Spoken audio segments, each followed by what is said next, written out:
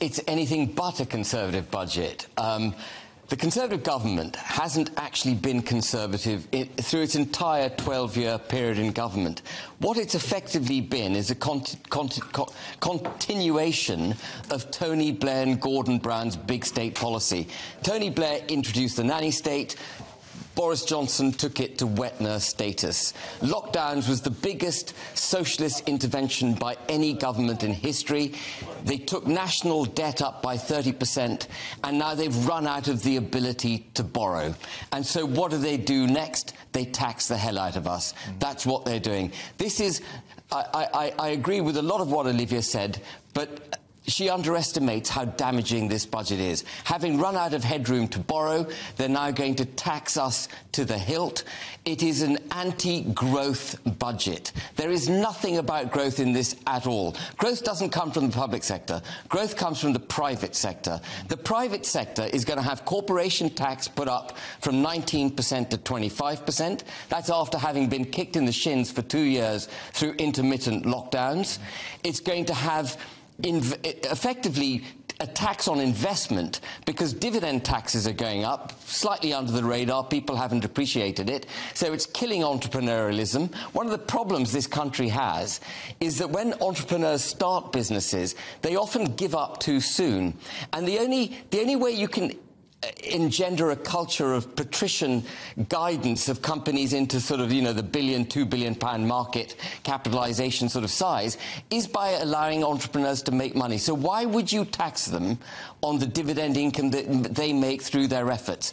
And I'm going to come to if I can with 2 words to sum up the direction of travel in the way Jeremy Hunt thinks. He described dividend income as unearned income.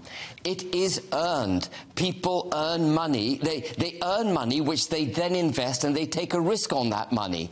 The dividend income is earned. And to describe it as unearned income, which, Angela, you'll remember, as I do, from the late 70s. I haven't heard that expression since the late 70s, early 80s. That is a socialist way of trashing investment. Absolutely. And that was from a Conservative Chancellor. So I think this government was already heading for electoral defeat in 2024. It has now confirmed itself on an inexorable march towards electoral obliteration in 2024. You're talking about entrepreneurs not being supported. You've got in Rishi Sunak and in Jeremy Hunt 2 men who are entrepreneurs. Jeremy Hunt certainly has made his money as an entrepreneur. Yeah.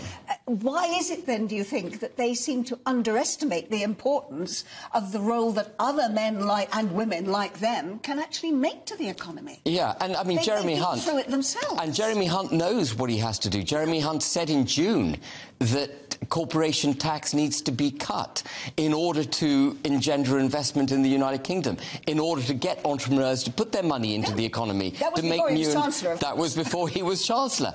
They've been captured by Treasury orthodoxy and the Bank of England. So the Bank of England, which claims to be a non-political organisation, is highly politicised.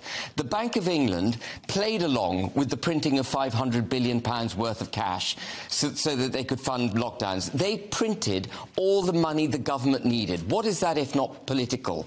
And the Bank of England has now said, because they defenestrated Liz Truss when she was trying to go for growth, what the Bank of England does not want is more gilts being issued. They've decided they're not going to support that agenda, so they've forced the government towards taxation. So, Ben, while I've got you here, as somebody who marched to Brussels and Strasbourg to make sure we got Brexit done, there's a really alarming revelation in today's newspaper from insiders close to Jeremy Hunt, saying he would like to soften the Brexit negotiated by Boris Johnson. Absolutely. By removing the vast majority of trade barriers that exist between us and the EU. Now, as if he's not been bad enough on the economy, is this guy a rejoiner in disguise? That is definitely a step back towards the customs union, the single market.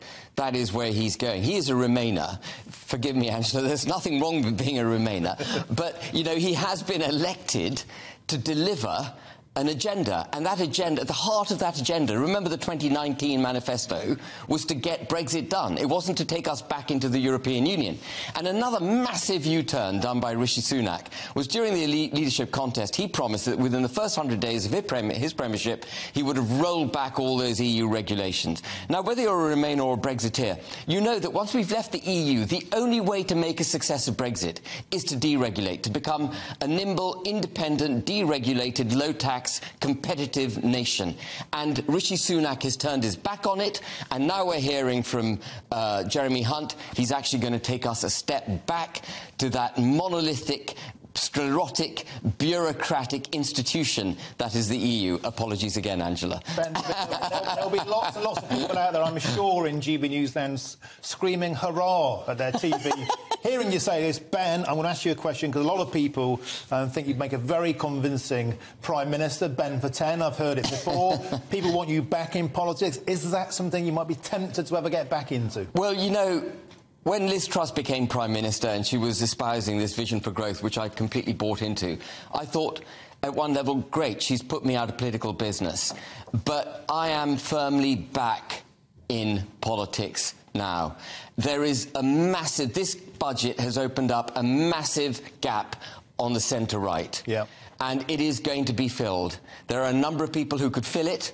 It's going to be a very interesting 2 years. What is certain is the Tories are going to lose a lot of seats at the next election, and we've got to make sure they don't go to Labour. Yeah. Ben so where would they go instead? Well, there are a number of new parties, and we're looking. Oh, is that? Ah! So no, yes. oh, sorry, hinting. That's a yes. That you're going to go back into politics with a new party? Well, it's, you know, it's certainly on the cards. An existing party. An existing party. You're going to go into another party? Well, something has to be done, Angela, doesn't it? And you don't advance the nation cause by... You do to some extent by going on TV shows, but actually you've got to get into politics if you're going to do it. And you're going to get into politics, but you're not going to tell us when. But my goodness. Ben's back. That leaves us with a very interesting cliffhanger. Just watch this space.